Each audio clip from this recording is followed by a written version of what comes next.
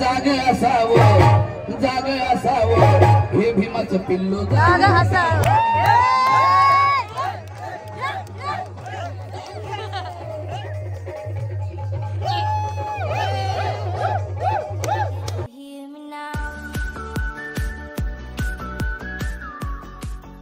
Hello everyone, मी ऐश्वर्या आणि म्हणजे तुमच्या सर्वांची लाडकी आवडी. तर तुमचं स्वागत आहे माझ्या ऑफिशियल यूट्यूब चॅनलवर. तर आज आहे 1 जानेवारी शौर्य दिन. तर आम्ही निघालो भीमा कोरेगावला आपल्या सगळ्या शूरवीरांना एक मानवंदना द्यायला.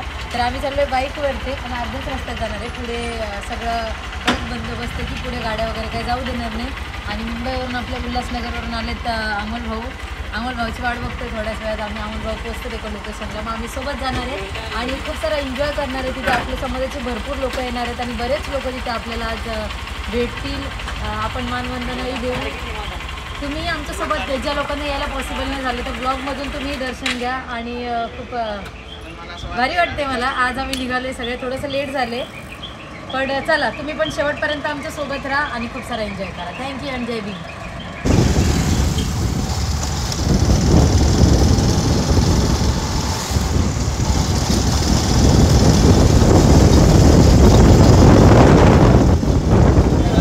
भयानक ऊन आहे आणि खतरनाक आपले सगळे जयभीमवाले पब्लिक गाड्यावरती झेंडा वगैरे घेऊन इकडं कुठे बघू शकता तुम्ही. ते टोल नाका तोडून गिडून सगळे पळू लागले. बाबासाहेबांची खरी चळवळ या लोकांपासून आहे.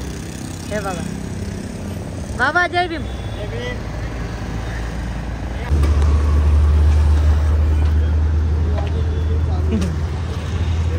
हे बघा आमचे अमोल भाऊ. अमोल भाऊंना लाख लाख जय भीम. भाऊ जय भीम. जय भीम जय भीम. अरे करा ना. जय भीम जय भीम. आम्ही निघालो भीमा कोरेगावला. जय भीम. दादा कुठं कुठं भीमा कोरेगाव.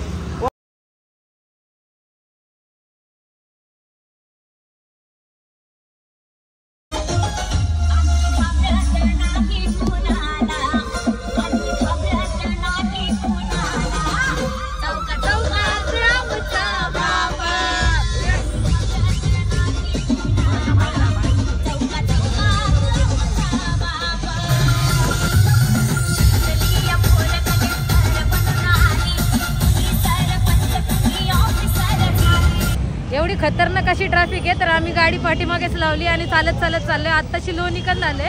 लोणीकंदमध्येच एवढी ट्रॅफिक आहे वाघोलीपासून, तर पुढे गाडी जातच नव्हती. सो आता आम्ही सगळे चालतच चाललोय पुढे. हे बघा आफट गर्दी. हे देखो पण सगळे झेंडे निळे आणि पोरं पण निळे पोरी पण निळ्या. ये इथं बघ इथून दिसला का.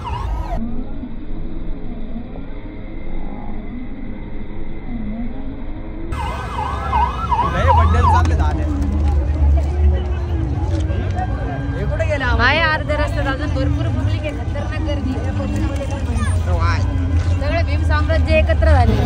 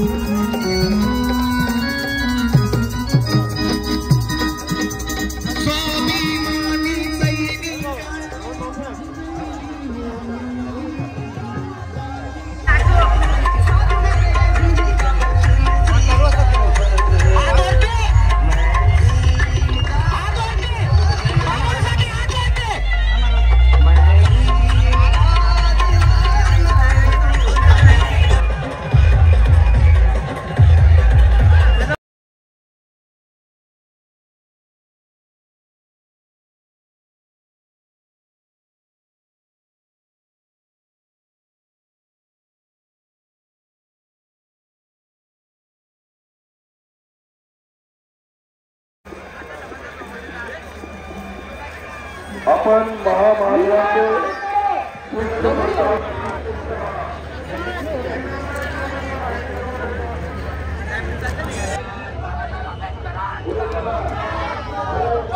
व्हिडिओ काढते का?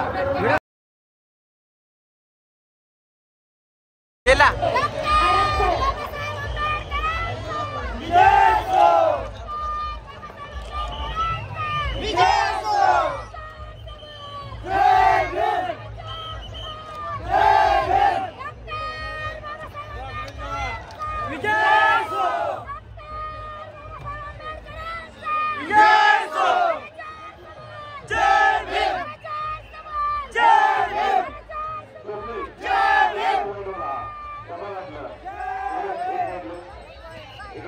जब तक सूरज चांद रहेगा, जब तक सूरज चांद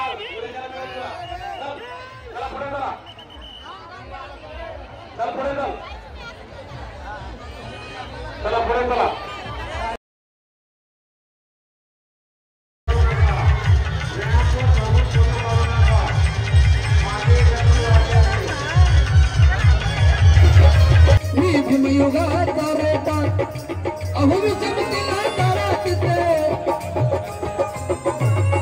विषमतेला तारा तिथे जातो माझा मारा, विषमतेला तारा तिथे जातो माझा मारा.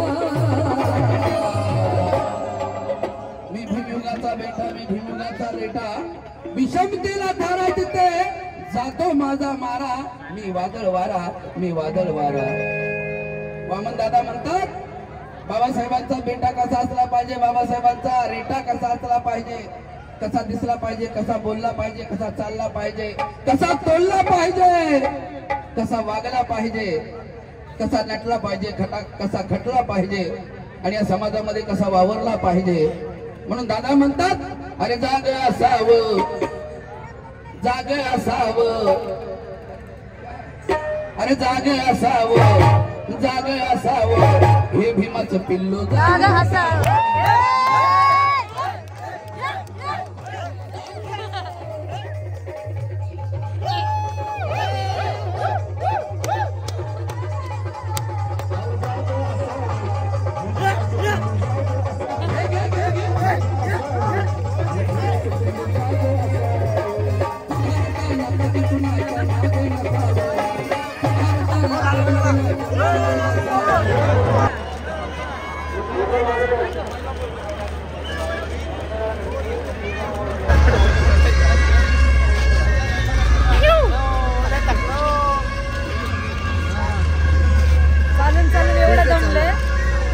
दर्शन पण केलं आणि रिटर्न घराकडे निघालोय.